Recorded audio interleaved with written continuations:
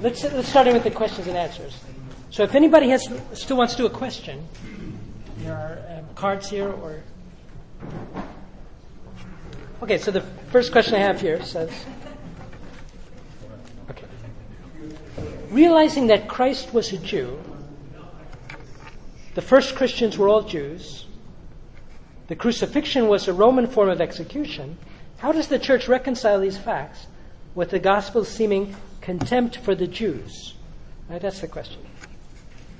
So, recognizing that Christ was a Jew, the first Christians were all Jews. We could add the apostles were all Jews. Christ's mother was a Jew, etc. How does the church reconcile these facts, and also the fact that crucifixion was Roman? Right? How does the church reconcile this with the gospel's seeming contempt for the Jews? Well, I think we'd have to say that you can't say just simply like that the gospel shows contempt for the Jews, because we saw last week that in the Gospel of John, which would be perhaps the gospel some would cite as showing contempt for the Jews, it's precisely in the Gospel of John that Jesus says to the Samaritan woman, salvation is from the Jews. Right? He's speaking as a Jew, we worship what we know. You, speaking to the Samaritan woman, you worship what you don't know, something partly made up by man. In other words, Jesus very strongly says that salvation comes out of Judaism, comes from the Jews, and was obviously the Word of God. So many times he says the Scriptures can't be broken, right? Because they are the Word of God. He always expresses tremendous reverence for the law, for the authority, even those who teach in the name of Moses. He says, those who sit in the seat of Moses, do what they tell you. Don't necessarily do what they do, but do what they tell you. In other words, the Gospels, I don't think, show us a contempt for Jews, but quite the contrary, show us a tremendous respect for Judaism as being utterly different from all the other religions on the face of the earth. In other words, this was a religion founded by God, whereas every other religion is a form of idolatry or paganism or man's attempt to reach God. But Judaism is precisely God's attempt to reach man and to come in to mankind. And that coming in is realized precisely by the Messiah, by Jesus. Okay, so the place where you would find quote-unquote contempt would be in the narrations of the Passion. But there too, you have to understand that the people are divided. In other words, in the crucifixion, when Jesus comes in to Jerusalem on Palm Sunday, right? He gets the hosannas and the acclaim of the simple people, right? And then just 6 days later, we hear, crucify him. And how can we explain that? Well, the texts of the Gospels directly tell us that was because the leaders of the people basically were persuading that to be said. In other words, it wasn't a broad-based acclamation to crucify him, but on the contrary, it was the doing of a small group of powerful individuals. And those individuals were precisely those who stood to lose by the Messiah. In other words, the high priest and the high priestly families. They weren't Pharisees, they were Sadducees. They didn't believe, they were very materialist, sort of like the modern world. They didn't believe in the resurrection, they didn't believe in the immortality of the soul, they didn't believe in the prophets. They only believed in the books of Moses, the first 5 books of the Bible. They didn't believe in... basically, the people who worked the death of Christ were not good Jews. I mean, the high priest, they weren't someone who doesn't believe in the immortality of the soul and the resurrection. And in the prophets, Isaiah, I mean, how could they recognize Christ if they didn't even recognize Isaiah and Jeremiah and Ezekiel and Daniel and Micah, etc., all the prophets? There's more that could be said, but We can come back to it if anyone wants to continue.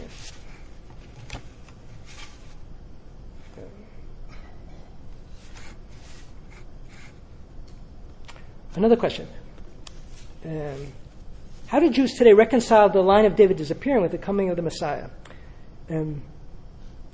Well, I suppose the interpretation would be that he would be a kind of new David, although it couldn't be documented that he was from the Davidic line. In other words, you do the best you can.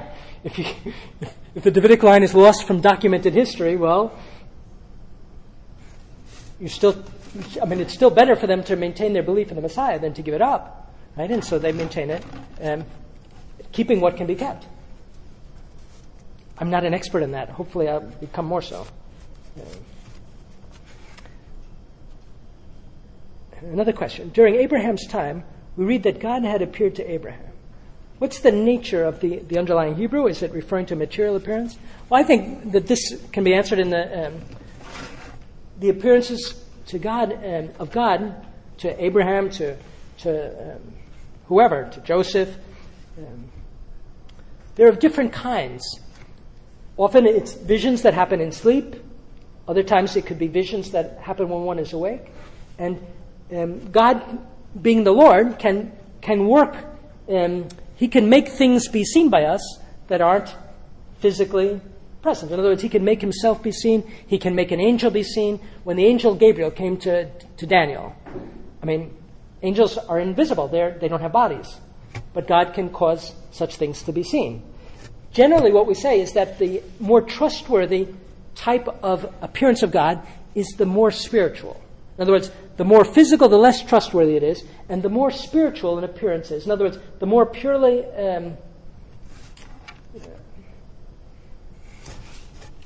I don't know any other word, spiritual, the better it is, because the devil can also make certain things be seen, etc. And so again, the mark that an appearance is true will be the test of the saints, right? The discernment of saints. And so an appearance of God to Abraham is discerned by Abraham as being true. Okay, thanks.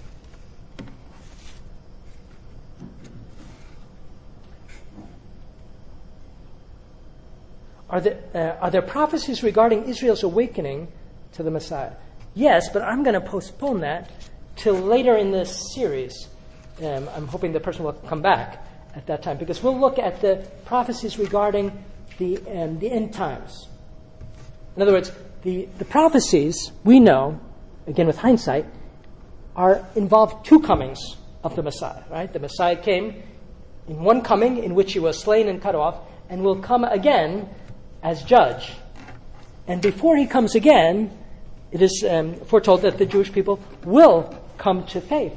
Right? And we find this in the Old Testament and also in the New. And we'll look at that later on. Okay, so I'll just leave you in suspense concerning that. But the answer would be yes. And do we see that happening? Well, all through history we see some coming to faith. And in our time we certainly see many, many Jews coming to believe in the Messiah. And the numbers are very large. I've heard of, 500,000, etc. Very many Messianic Jews. Not so many come into the Catholic Church. And that is something that is partly our fault, that we don't do enough outreach. We don't do enough what we call apostolate. Whereas many of the evangelical Protestants don't have the same scruples, and they do a lot of it, and they touch many people. But anyway, we'll talk more about that later. Is there a connection between Solomon as wise king and Christ as the Hagia Sophia, the wisdom of God? And yes, we'll talk again. I'm sorry, I'm saying this very question. We're going to come back to this because we're going to look at the figures in the Old Testament that prefigure Christ and the church. In other words, the Old Testament is full of persons and events who are real and historical, but they partially portray something that's fully realized later on. We call that biblical typology. And we're going to do that 3 weeks from today. On October 17th, we'll have a talk on precisely that. And Solomon is, all of them. We saw Moses and the new Moses. Adam and the new Adam. In other words, Adam is a figure of Christ. Moses is a figure of Christ. David is a figure of Christ, all in different ways. Solomon is a figure of Christ, of the Messiah. And Solomon is a figure of him in very interesting ways. He's a figure for his wisdom. He's a figure of the Messiah for building the temple. And the Messiah builds the temple, we know, in his own body. Right? His body is the temple. Because the temple would be where the divinity resides. Right? In the temple of Solomon, there was the presence, the Shekinah, the presence of God who would dwell in the temple. Well, in Jesus, from the eyes of Catholic faith, you have the Shekinah to the fullest extent. In other words, the indwelling of God in his humanity. So Solomon, in that sense, is a figure. By building the temple in which the presence of God indwelled, he's a figure of Christ who is that temple. He's also a figure of it by his kingdom, by establishing this kingdom which was as near to universal as Israel ever got, right? The greatest extent of Israel's temporal dominion. That too is a figure of the Messiah King's dominion over the nations of the earth, which we see in the church. And we'll talk more about that next week. He's not a figure of the Messiah in his sins. And again, the figures of the Old Testament, part of the beauty of it is we see their humanity, that they have great gifts and yet also they show human weakness. And Solomon, at the end of his life, because of his concubines, allowed foreign idolatry to be introduced into Israel to please his wives. And as a result, he lost the kingdom. And so that wouldn't be a figure.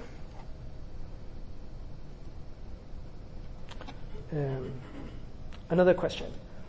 How can Israel await a Messiah if the genealogies are gone? Well, that part of it couldn't be proven. What is preserved is the priestly families. In other words, the name Cohen is a sign that you're from a priestly family descending from Aaron.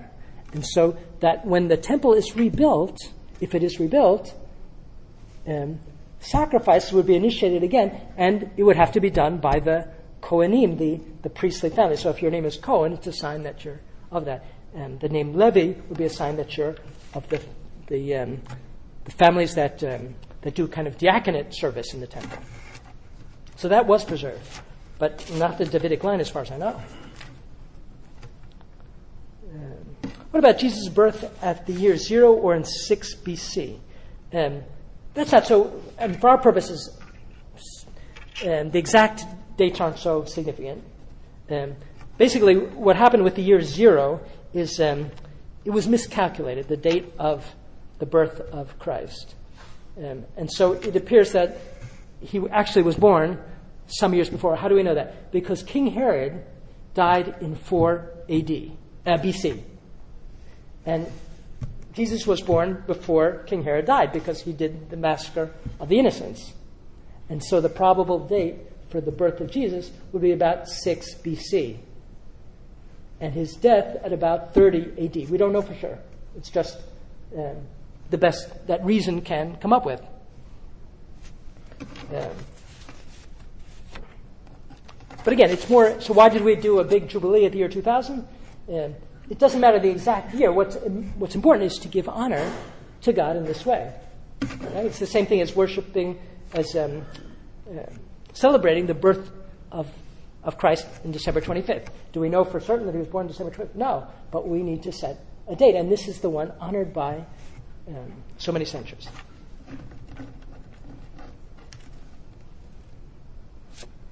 Okay. Any other questions? Does anybody have any oral questions to make? Yes?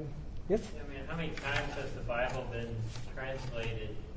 And we go word by word on what it means, but the fact that it's been translated so many times, sometimes can we verify everything as we see it today? Right. Again, this is part of the question is, what about the translations of the Bible? The fact is that we don't have a perfect text of the Bible, and we can't expect ever to have one. And the reason for that is because the very nature of God's intervention in the world. In other words, God intervenes in the world by speaking in history at a particular moment in a particular place. That's then passed on, but it's passed on using human resources. Right? So if God speaks to Moses, Moses passes it on. Perhaps he passes it on orally. Perhaps he writes it down. In any case, it's got to be transcribed and passed down and passed down and passed down generation after generation. Well, when you write out a text, no matter what care you use, some inaccuracies are going to be introduced. And so how many variants of the Bible do we have, even in the original languages? More than there are words in the Bible. In other words, there are something like 100,000 variants of the different words. Does that mean that it's totally unreliable? Not at all. Because those variants concern usually very accidental details. They don't affect the substance at all. And the same thing goes generally for translations. Now, the inspired text is not the translation. Right? The inspired text is the Hebrew of the Old Testament, for almost all of it. Some parts were written in Aramaic. Some parts were written in Greek of the Old Testament, but the principal part in Hebrew. The inspired text would be that original Hebrew or Aramaic. And likewise for the New Testament, the inspired text is the original Greek in which it was written. Now, Matthew wrote in Hebrew or Aramaic. We don't know. It's disappeared from history. What do we have? We have the Greek version, and that's what we call the canonical inspired text. As far for the Old Testament, it was written in the principal part written in Hebrew. It was translated into Greek about 250 BC. Now that translation is interesting for scholars, and it was the text for the apostles, the early church, and for the Greek church up until today. Right? So that translation, even though it's not inspired, has tremendous authority because it was used in the church for 2,000 years. Right? And so we can learn from it because it shows us how the Bible was interpreted before Christ, 2 or 3 centuries before Christ. So it's interesting because it's impartial. Right? It doesn't show a Christian bias because it was done before. And the other great translation, that's called the Septuagint, the translation of the 70 Hebrew elders from Hebrew into Greek. Then the other important translation is what's called the Vulgate, which was done by St. Jerome in the 4th century from Hebrew into Latin and from Greek into Latin.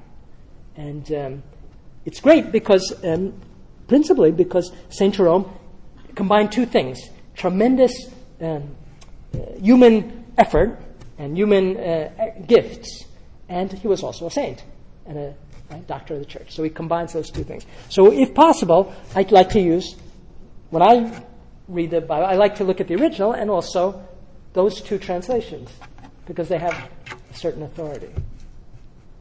As far as, does that clarify? Sure. Mm-hmm. Would you say that current Jewish traditions would have come from the Pharisees or from Sadducees, or is there some, what kind of tradition? Right. So the question is, do current Jewish traditions, do they come from the Pharisees? We know at the time of Christ that there were different sects of Judaism. There were the Pharisees, the Sadducees, and also another group called the Essenes, and then others in addition to those. The group that survived basically the group that survived was the Pharisees, and they molded what we call rabbinical Judaism. Right? It's almost exclusively the teachings of the Pharisees that came to dominate Jewish thought, because after the destruction of the temple, we'll talk more about this later in one of the last talks. But in brief, when the temple was destroyed in the year 70 AD, this was a crisis for Judaism in a terrible way because their whole religious system was based on the sacrificial liturgy in the temple. And when the temple was destroyed, it couldn't be transferred to some other location.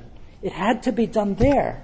And so the priesthood lost its place in Jewish life because you couldn't do sacrifices. And so what took its place was the synagogue and the worship, the word, as it were. And that it was the rabbis schooled in the traditions of the Pharisees that came to dominate Judaism. They had a conference even simply to select which were the inspired books of the Bible. Right? The Pharisees decided that. They decided the principal points of doctrine, and in general, they were faithful. They were faithful to the traditions of the Old Testament. And whereas the Sadducees were not, right? So it was a great blessing for Judaism that it was the Pharisees who survived and not the Sadducees. Because if they had survived Caiaphas and the high priests, we wouldn't have the prophets. We wouldn't have even the Psalms. And it would have been a truncated Judaism. The sect of the Essenes, I'll leave that for a future time. They're very interesting. But we can't go into it tonight. Another question? I was curious, the icon, Rublev's Trinity, the operation of Mamre, or the hospitality of Abraham, that's a pretty strong tradition in the East. Are you aware of anything like that in the West? Is there any kind of iconographic tradition that read the apparition of the three angels as a kind of prefigurement? No, I don't. I'm not. I mean, I don't know, but I can't think of great works of art in the West that center on that theme, to the extent that we find in the Russian icons, which are wonderful. Any other questions?